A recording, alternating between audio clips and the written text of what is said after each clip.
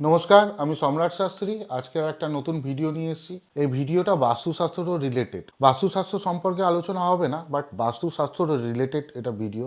আপনাদের বাড়িতে যাদের পুরনো বাড়ি আছে তারা খেয়াল করে দেখবেন, তাদের বাড়িতে ছড়িয়ে ছিটিয়ে রয়েছে দেয়ালে এবং একটা গাছ, সেই গাছটার নাম হলো নয়নতারা গাছ। এই গাছটার কোনো দিক নেই এবং তাতে মাটি দিন আর না দিন, দেওয়ালের মধ্যেও এই গাছটা জন্মগ্রহণ করে, ফাটা দেয়াল এবং বিভিন্ন জায়গায় জন্মগ্রহণ করে এবং বেড়ে ওঠে। আর কেউ কেউ আছেন যারা টবের মধ্যেও রাখেন। এই গাছটি খুবই ভালো গাছ এবং এই গাছটাকে খুব পবিত্র গাছ বলে বলা হয় এবং পজিটিভ গাছও বলা হয়। এই গাছটা যেমনই দেখতে তেমনই ভালো।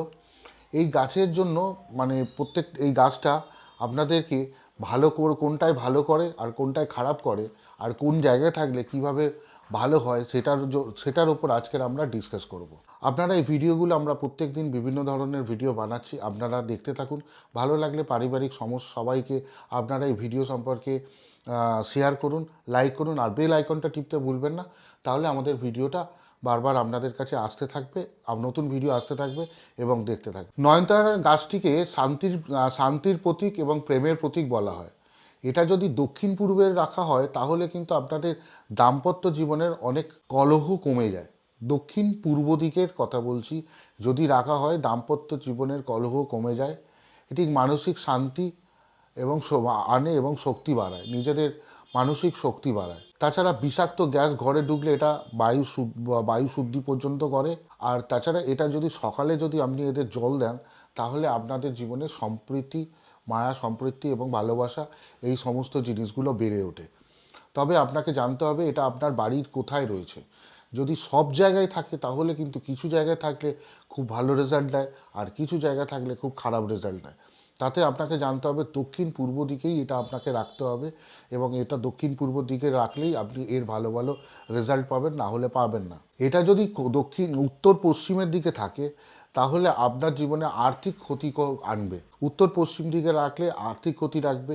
উত্তরে থাকলে এবং পশ্চিমে থাকলে, এই দুটো জায়গায় যদি থাকে তাহলে কিন্তু আপনাদের জীবনে আর্থিক ক্ষতি এবং অনটন এবং কাজবাজের ডিস্টার্ব, চাকরি বাকরির ডিস্টার্ব, এগুলো তো আনেই এবং বিভিন্ন রোগের সৃষ্টি করে। বাড়িতে বেশ কিছু মেডিসিন কস্ট বেড়ে যায়, খরচ বেড়ে যায়, ব্লাড সুগার, প্রেশার, এই ধরনের সমস্যা আপনাদের জীবনে আসতেই থাকবে। এবং বাড়িতে যতজনই থাকেন, 5 জন থাকেন, 10 জন থাকেন, 15 জন থাকেন, এটা সবার মধ্যেই কিন্তু এই ধরনের প্রবণতা দেখা দেয়।